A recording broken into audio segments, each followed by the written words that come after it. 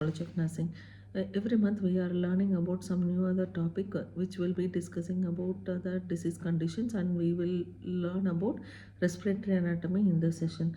So the respiratory system is a network of organs and tissues that help to breathe. So it involves airways, lung, blood vessels and the muscles. These part work together to move the oxygen from the body from the external environment throughout the body and clean the waste gases like carbon dioxide. So the process of network of organs and the tissues that help to breathe, it includes airways, lungs and blood vessels, including the muscles. So these parts work together and go with the synchronized manner, where the external atmospheric air will be entering into the lungs and then it will be cleansed. After the cleansing, it will be taken throughout the body so that the purified oxygenated blood will reach the organs for the normal respiratory process. So the respiratory system includes or starts from the nasal cavity, and then the nasal cavity will be having the nostrils, and there will be an oral cavity. The nasal cavity will be starting up with the nose, nostrils and nasopharynx, pharynx, larynx, then coming on to the trachea, bronchi, bronchioles and the alveoli. So the bronchi and bronchioles will be dividing into right, and the bronchi and bronchioles will be, bronchi will be the middle and the bronchioles will be entering into the right and left bronchioles. So then at last the end product will be the alveoli, where the gas exchange takes place. So to know about the nose, so the entry organ which will be present in the respiratory system will be the nose, which will be having the nostrils. It is during the breathing the air enters through the nose by passing through the nostrils or the nares. So after that, the nostrils or the nose or the nares, it will be passing on to the nasal cavity, where there is a structure which will be allowing the air to pass through. So the interior of the nose contains the or consists of the nasal cavity divided by a wall-like or a midline structure called as nasal septum. So here in this nose we have the nose, nostrils, nares are the nasal septum.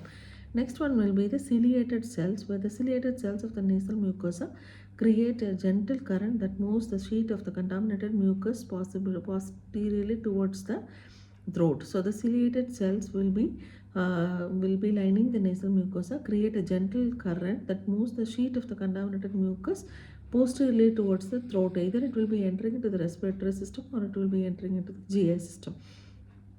The next one is concave. The lateral wall of the nasal cavity are uneven owing to three mucosal covering projections or lobes called as concave. So the lateral walls of the nasal cavity are uneven owing to three mucosal covered projects or lobes called as concave. Next one is a palate. The nasal cavity is separated by the palates, that is a hard palate and soft palate. So here in this cavity also we have the paranasal sinuses. We have four paranasal sinuses.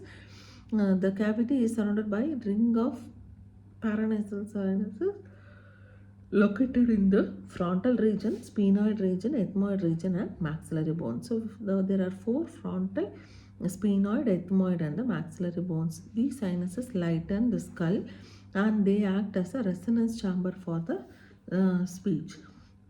So when we say the nasal cavity, there are paranasal sinuses which will be acting as a resonance chamber for the speech. So they are frontal, temporal, sphenoid, ethmoid and maxillary bone. So we have four areas where the paranasal sinuses will work, and this will be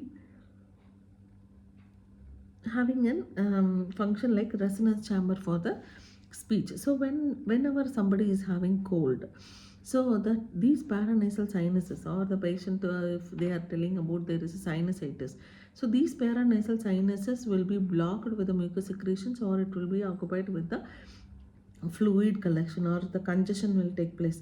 So when there is a congestion or nasal block, what we will know is the person will have a difference in tone, that is in the difference in the speech volume and the sound.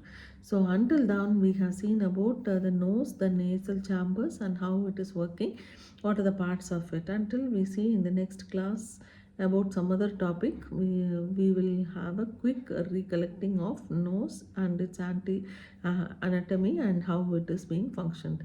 Thank you. See you in the next.